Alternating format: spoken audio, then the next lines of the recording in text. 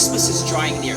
We are less than a week away from Christmas, the day that we have chosen to celebrate the birth of Christ. Let me tell you that the Bible is not specific on which day Christ was born, but what it is specific with is that Christ actually was born. So if you choose to celebrate it the 25th of December or any other day, it's up to you. But this is universal, and that's why we choose to celebrate it on this day. Isaiah 9:6 says, "For a child was born to us, a son was given. The government will rest on his shoulders, and he will be called Everlasting Father, Prince of Peace, Wonderful Counselor, and Mighty God." These are all the things that Christ is called. And he is King. And that's why we should celebrate his birth. The world has taken the birth of Christ and used it to celebrate their own selfish needs. But today I don't see Christmas the same that I saw it so many years ago. It's because today I understand who Christ actually is, and I understand the love that he has for us. His suffering on the cross was nothing easy, and it's the most gruesome suffering that anyone could go through. Research says that there is no one on earth that could have withstood the suffering that Christ went through. Mark 15 speaks about the suffering that Jesus went through. Let me tell you that first of all, Christ did not have a fair trial. He was tried at night. And in the Roman government in those days, no one should have been tried at night. Christ was given false accusers who accused him of so many wrong things, so many things that he did not do. Christ was sent to suffer because of false witnesses. Christ was mocked. He was spit on. He was whipped. Christ was whipped with a scourge. A scourge is a whip, a wooden whip. Many times it was a wooden whip with 9 different leather straps, and at the end of every leather strap there was a piece of metal or a piece of bone that when it was whipped on someone's back, when it was removed, it would tear flesh, it would tear into veins, and it would leave the skin hanging. Christ went through this, and in the Roman government back in those days, you were whipped 40 times. When he was totally brutalized, when he was totally mocked, when he was totally spit on, he was placed with a crown of thorns on his head, and that crown of thorns were pressed on his head, and those thorns were not normal thorns that you would see every day or you would dig your foot with them.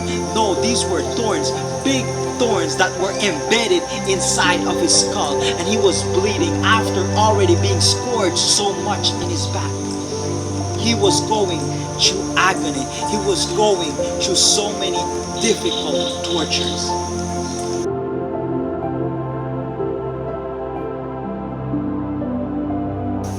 Christ did not have to go through this suffering. He could have killed every single person that was torturing him. He could have called an army of angels to help him destroy every person that was there. But even when he was tried in court, he said nothing, because he knew that he had to go to the cross to suffer for you and for me. Today I don't celebrate the birth of Christ the way that I used to celebrate it back then. No, I just have so much gratitude in my heart for what he did for me and for you. In those Roman days, when someone would be nailed to the cross or be crucified, they would nail them to the cross. And this was not with nails that you would buy at your local hardware store. No, these were spikes that would tear through flesh and through bone. This was the suffering that Christ went through for you and for me. Theologians say that the suffering of Christ was the greatest suffering that anyone had to go through.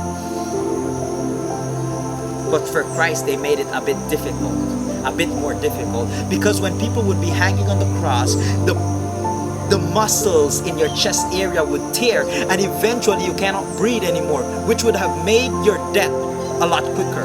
But Christ, they pierced his feet as well. So every time he couldn't stand it anymore on his hands, he would stand on his feet, and that was one nail through both feet that would be pressing on his bone and his flesh, and he was suffering so much. So when he couldn't handle it on his feet anymore, he would drop on his hands, and every time he couldn't handle it on his hands anymore, he would stand on his feet, and this made the suffering of Christ even greater.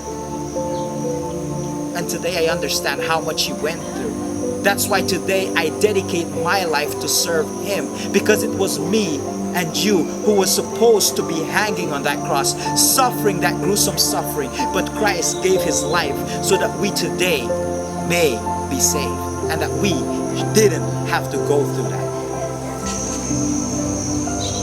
We need to realize that many people had a very difficult year. There are many people who will not be enjoying their Christmas because of their situation. Christmas should be a day that we exalt Christ for who he is and the suffering that he did for you and for me. This is a day of love, of joy, of sharing, of gratitude for what he has done for us. That's the true meaning of Christmas. That's the true meaning of celebrating the birth of a king, the birth of a redeemer, the birth of a Lord, the birth of the one who suffered. I want to join with those who have so much gratitude in their hearts for what Christ has done. Let us change the meaning of Christmas, and let us celebrate it for what it truly means. Love.